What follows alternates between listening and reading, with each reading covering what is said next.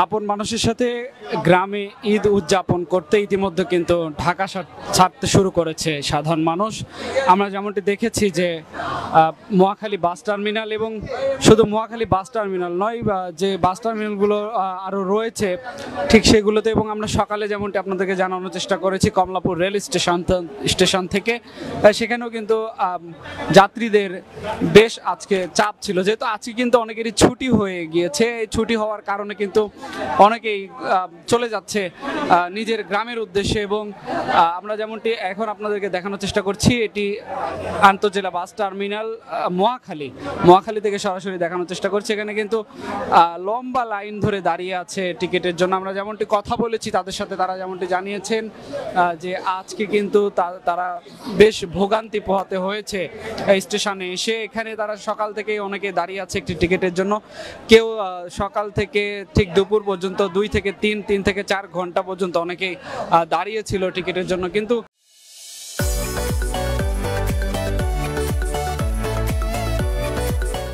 যথাসময়ে অনেকেই টিকিট পাচ্ছেন, আবার অনেকে পাচ্ছেন না বলে এখানে কিন্তু অভিযোগ করেছে। এবং আরেকটি বিষয় আপনাদেরকে জানিয়ে রেখেছে, ভিড় বাড়ার সঙ্গে সঙ্গে কিন্তু আজকে সকালের দিকে ঠিক দুপুরের পর বিকেল 3টায় আমরা যেমনটি দেখেছি যে র‍্যাব 2 বসিলার যারা রয়েছে তারা কিন্তু এখানে এসেছিলেন এবং অভিযান পরিচালনা করেছেন যে কোনো কালো বাজারে টিকিট বিক্রি হচ্ছে কিনা এবং সেই সাথে বেশি ভাড়া নেওয়া হচ্ছে কিনা সেই বিষয়টিও কিন্তু তারা এখানে অভিযান পরিচালনা করে সেটি মানুষের অভিযোগ রয়েছে কিনা সেটি শুনেছেন। এবং সেই সাথে আপনাদেরকে একটু জানানোর চেষ্টা করি যে আজকে কিন্তু এখানে স্বরাষ্ট্র উপদেষ্টা যিনি রয়েছেন তিনি কিন্তু এখানে এসেছিলেন এবং স্বরাষ্ট্র উপদেষ্টা তিনি বাসে যাত্রীদের সঙ্গে উঠে কিন্তু তিনি কথা বলেছেন তারা মূলত কোথায় যাচ্ছেন, কোনো প্রকার ভোগান্তি পোহাতে হচ্ছে কিনা সেই বিষয়টিও তারা জানার চেষ্টা করেছে। এবং কাউন্টারগুলোতেও কিন্তু বেশ ভিড় আমরা লক্ষ্য করতে পারছি। আমরা একটু জানার চেষ্টা করবো যে মূলত কতক্ষণ হলে অপেক্ষা করছেন এখানে?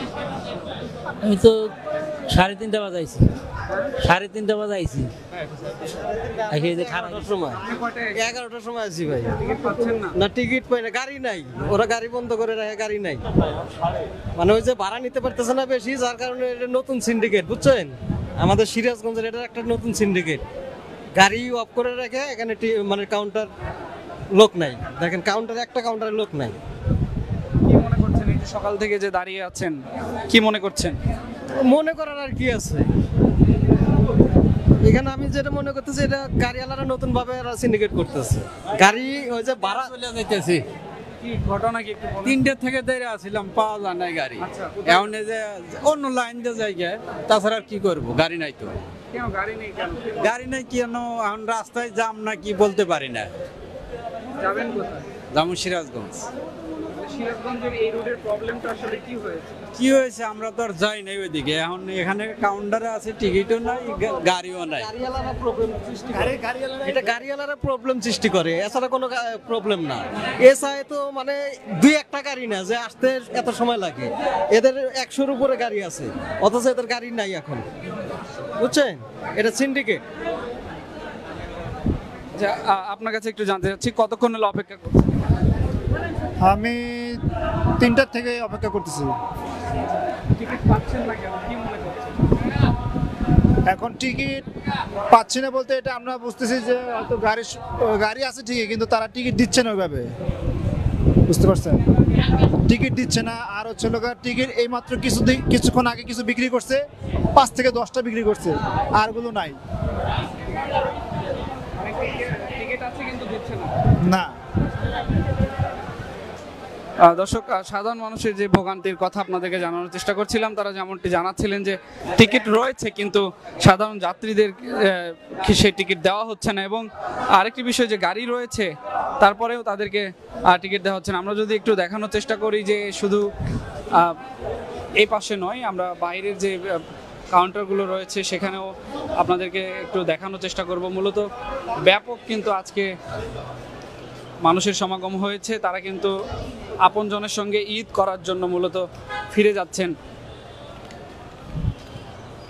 নিজ গ্রামে। আমরা এইটিও আপনাদেরকে বাইরে থেকেও একটু বাইরের চিত্র, যেটি মহাখালী বাস টার্মিনালের বাইরের চিত্র, সেখানেও কিন্তু আমরা দেখছি যে অনেকেই কিন্তু বসে রয়েছেন। কেউ সকালে এসেছেন, সকাল থেকে বিকেল পর্যন্ত অপেক্ষা করছেন শুধুমাত্র আপন মানুষের সঙ্গে ঈদ করবেন বলে। আমরা যেমনটি দেখছি যে এখানে কিন্তু অনেকেই ভিড় করে আছেন মূলত এই যে টিকিট কাউন্টারগুলো রয়েছে, টিকিট কাউন্টারেও একের পর এক যাত্রী তারা তাদের গন্তব্যে যাওয়ার জন্য সকালে এসে বসেছেন। এবং আরেকটি বিষয় যেমনটা আমরা জেনেছি যে অনেকেই অনলাইনের মাধ্যমে টিকিট কেটেছেন এবং যারা কাউন্টারে এসে টিকিট কাটছেন মূলত তাদের থেকে ভাড়া বেশি নেওয়া হচ্ছে, সেই সাথে তাদেরকে সঠিক সময়ে টিকিট দেওয়া হচ্ছে না এবং হাতে গোনা 5 থেকে 10টি টিকিট এইরকম করে দেওয়া হচ্ছে এবং এতে করে কিন্তু তাদের যাত্রার ভোগান্তি সৃষ্টি করছে খুব বেশি।